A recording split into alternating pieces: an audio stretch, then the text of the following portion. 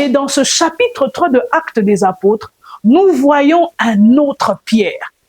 Un Pierre rempli du Saint-Esprit qui est capable de déployer la puissance de Dieu et de libérer un paralytique qui avait fait tant d'années devant cette porte appelée la Belle. J'ai 3 choses à te dire dans cette capsule. La première, c'est que Dieu ne rejette pas les cassés. Il les prend pour en faire des forts. Simon, le roseau, pouvant être cassé par le vent, va être le Pierre sur lequel Jésus va décider de placer la pierre de fondation de son Église.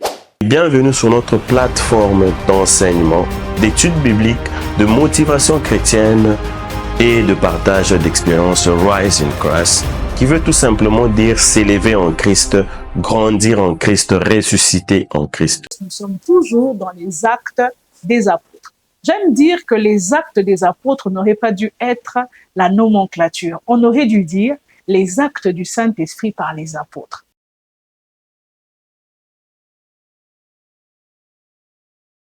Je vois dans ce chapitre 3 que nous abordons un homme, Pierre, mais son histoire ne commence pas là où nous la voyons aujourd'hui.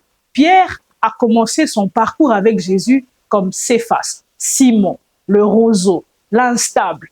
Mais sa rencontre avec Jésus l'a fait passer de Simon à Pierre. Mais dans ce chapitre 3 de Actes des Apôtres, nous voyons un autre Pierre.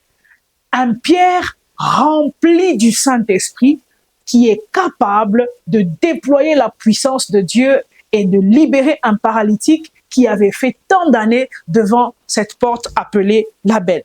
Le même qui avait pleuré après son reniement, le même qui avait commencé à flancher sur les eaux alors que Jésus lui avait dit « Viens », c'est celui-là qui, après être rempli du Saint-Esprit, prend la parole devant 3000 personnes, prononce un discours et un sermon qui va toucher les cœurs et va relever un paralytique de plusieurs années dans la maladie. Waouh! La restauration produit une onction plus forte que celle de l'échec. J'ai 3 choses à te dire dans cette capsule. La première, c'est que Dieu ne rejette pas les cassés. Il les prend pour en faire des forts. Simon, le roseau, pouvant être cassé par le vent, va être le Pierre sur lequel Jésus va décider de placer la pierre de fondation de son Église. Je suis venu dire à quelqu'un qui a l'impression de ne pas avoir la stature qu'il faut. Tu es celui que Dieu recherche, car Dieu ne cherche pas les compétents, mais il cherche les faibles disponibles pour les rendre forts. Deuxième vérité, le Saint-Esprit a la capacité de vous enflammer pour Dieu. Pierre était un pécheur. Il n'avait pas l'éloquence d'un orateur, mais la puissance du Saint-Esprit lui a donné de prêcher un message qui a touché les cœurs et qui a emmené 3000 conversions en un seul jour. Puisse l'Église de Jésus revenir à ce type d'onction. Une prédication qui touche 3000 âmes et qui demande que ferons-nous, hommes frères, pour être sauvés. Le Saint-Esprit est un agent de transformation de destinée. Et en dernier lieu, il est important que la prédication de l'Évangile soit accompagnée de puissance, de signes et de miracles. Pierre ne prêche pas seulement, mais il démontre la puissance de Dieu en relevant un paralytique. C'est la phrase de Pierre qui me touche. Il dit « ce que j'ai ». Waouh! Pierre ne demande pas la permission au ciel d'utiliser la puissance, mais il a conscience que quelque chose est entré en lui et que c'est à lui de le déployer.